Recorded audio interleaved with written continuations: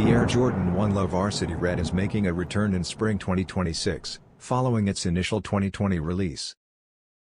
Inspired by the ultra-limited Air Jordan 1 High 85 of the same name, this low-top version preserves the bold, heritage-inspired color blocking.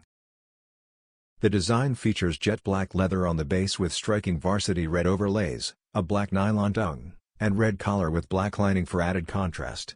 A black heel overlay, red Jumpman logo on the tongue, and black embroidered wings logo on the heel round out the branding.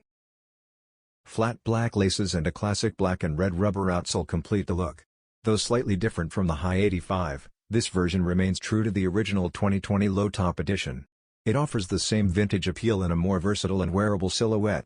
The restock will be available through Nike.com and select Jordan brand retailers in spring 2026.